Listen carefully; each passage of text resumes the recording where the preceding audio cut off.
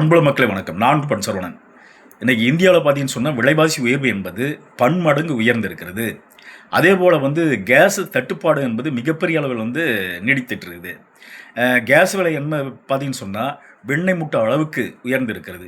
இதை கட்டுப்படுத்த முடியாத இந்த மோடி அரசு, மத்திய அரசு என்ன பண்ணுறான்னு கேட்டிங்கன்னா, மக்கள் மத்தியில் புது புது பிரச்சனையாக உருவாக்கிட்டு இருக்காங்க. நாடாளுமன்றத்தில் பார்த்தீங்கன்னா நிறைய மசோதாக்கள் தாக்கல் பண்ணிகிட்டு இருக்காங்க.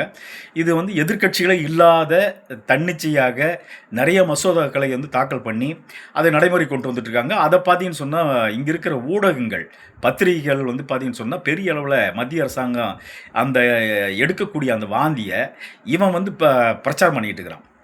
ஆனால் உண்மையை பற்றி உண்மை பேசலை. இன்றைக்கி பார்த்தீங்கன்னா நடுத்தர மக்கள், உழைக்கும் மக்கள் பெரிய அளவில் பாதிச்சிருக்காங்க. வேலையில்லா திண்டாட்டம், விலைவாசி உயர்வு என்பது கடுமையாக இருக்குது.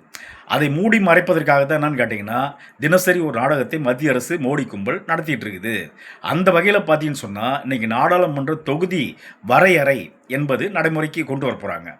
இது கடந்த 2001ஆம் ஆண்டு வாஜ்பாய் அவர்கள் வாஜ்பாய் அவர்கள் பிரதமராக இருக்கும் பொழுது அது என்ன பண்ணார், இந்த தொகுதி வரையறை என்பது, நாடாளுமன்ற தொகுதி வரையறை என்பது ஒத்துவைக்கப்படுகிறது. 25 ஆண்டுகள் நாங்கள் ஒத்துவைக்கிறோம். அது என்னன்னு கேட்டால் ஜனத்தொகை அடிப்படையில் நாங்கள் கொண்டு வரோம் அப்படின்னு சொல்லிட்டு அதை ஒத்தி வச்சுட்டாரு. இப்போ அதே பிஜேபி ஆட்சி நடத்தக்கூடிய இந்த பிரதமர் மோடி அவர்கள் இந்த தொகுதி வரையறை என்பது இன்றைக்கி நடைமுறைப்படுத்த வேண்டிய அவசியம் என்ன? ரெண்டாவது, நீங்கள் தொகுதி வரையறை என்பது நடைமுறைப்படுத்தினால் தென்னிந்திய மாநிலங்கள் பிரிந்து போகக்கூடிய சூழல் தான் இருக்குது அப்படிங்கிற நிதர்சனமான உண்மை. அதைத்தான் இன்றைக்கி பார்க்க போகிறோம். அன்புள்ள மக்களே, இன்றைக்கி தொகுதி வரையறை என்பது உண்மையாலுமே ஒரு மத்திய அரசனுடைய மோடி கும்பலனுடைய ஒட்டுமொத்த அதிகார குவிப்பை ஊக்குவிக்கிறது. அதே போல் பார்த்தீங்கன்னு சொன்னால் மாநில சுயாட்சி அப்படிங்கிற அந்த மாநில உரிமைகளை பறிக்கக்கூடிய செயலில் தான் இன்றைக்கி இந்த மோடி ஆர்எஸ்எஸ் கும்பல் ஈடுபட்டு இருக்குது.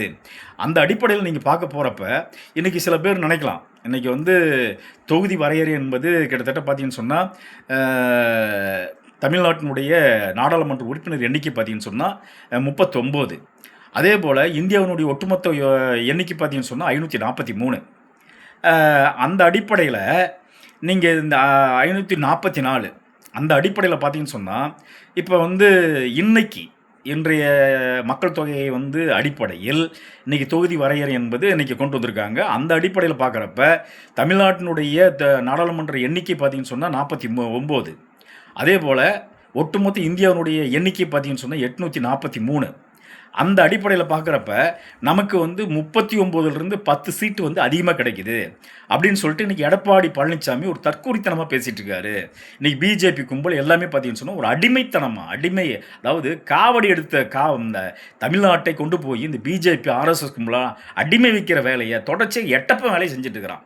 இது இப்படிக்கு இல்லைங்க, தொடர்ச்சியாக நடக்குது. அந்த கூட்டத்துக்கு வடக்கனுக்கு வாழ் பிடிக்கக்கூடிய அந்த செயல் என்பது தொடர்ச்சியாக நடந்துகிட்டு இருக்குது. நம்ம இதில் ஒரு புரிஞ்சுக்கணும். அதாவது என்னென்னு கேட்டிங்கன்னா, நமக்கு 39 நாடாளுமன்ற தொகுதி இருக்குது தமிழ்நாட்டில். அதில் பார்த்தீங்கன்னு சொன்னால் 543 தொகுதிகள் அப்படின்னு பார்க்குறப்ப நம்மளுடைய பங்களிப்பு என்பது பார்த்தீங்கன்னு சொன்னால் 7.2 விழுக்காடுங்க. அப்போ 7.2 விழுக்காடு. ஆனால் இன்றைக்கி நீங்கள் 846 நாடாளுமன்ற உறுப்பினர்கள் கொண்டு வரும் பொழுது நமக்கு 39 சீட்டு கிடைக்கிது. அதனுடைய பங்களிப்பு பார்த்தீங்கன்னு சொன்னால் 5.8 விழுக்காடு. அப்போ நம்மளுடைய பங்களிப்பு என்பது கிட்டத்தட்ட என்னன்னு கேட்டால் 2% குறையுது. சீட்டு அதிகரித்தால் கூட குறையுது. இதுக்கு என்ன காரணம்னு பார்த்தீங்கன்னு சொன்னால், உத்தரப்பிரதேசத்தில் பார்த்தீங்கன்னு சொன்னால் இன்றைக்கி 80 + 534ன்னு வச்சுக்கிட்டா கூட இன்றைக்கி இருக்குது, நடைமுறையில் இருக்குது. அது ஊபி போன்ற மாநிலங்களில் மக்கள் தொகை அடிப்படையில் பார்த்தீங்கன்னு சொன்னால் இன்றைக்கி அது மாறுது. இன்றைக்கி எவ்வளோன்னு கேட்டிங்கன்னா, கிட்டத்தட்ட உத்தரப்பிரதேசனுடைய எண்ணிக்கை பார்த்தீங்கன்னு சொன்னால் 143. இன்றைக்கி தொகுதி வரையறை அடிப்படையில் 143 சீட்டுங்க. ஆக 846 சீட்டுக்கு இன்றைக்கி அது 143 சீட்டு அதிகரிச்சிருக்குது. அப்போ 534 சீட்டு இருக்கிறப்ப அதனுடைய பங்களிப்பு எவ்வளோன்னு பார்த்தீங்கன்னு சொன்னால் 14.7 விழுக்காடு. இன்றைக்கி 143 சீட்டுன்னு சொல்கிறப்ப 17.2 விழுக்காடு அதிகரிச்சிருக்குது. அதே போல் உத்தரப்பிரதேசம், பீகாரும் சேர்ந்தாலே பார்த்தீங்கன்னு சொன்னால் உங்களுக்கு எத்தனை சீட்டுன்னு சொன்னால் 222 சீட்டு வருது இன்றைக்கி, இல்லையா? அப்போ நீங்கள் தென் மாநிலங்களை பாருங்கள். தென் மாநிலங்களை பார்த்தீங்கன்னா பாண்டிச்சேரி ஒரு சீட்டு, கேரளா வந்து 20 சீட்டு, பி கர்நாடகா பார்த்தீங்கன்னா 41 சீட்டு, ஆந்திர பிரதேசம் வந்து 54 சீட்டு, தமிழ்நாடு பார்த்தீங்கன்னு சொன்னால் 49 சீட்டு, மொத்தம் பார்த்தீங்கன்னு சொன்னால் உங்களுக்கு 165 சீட்டு.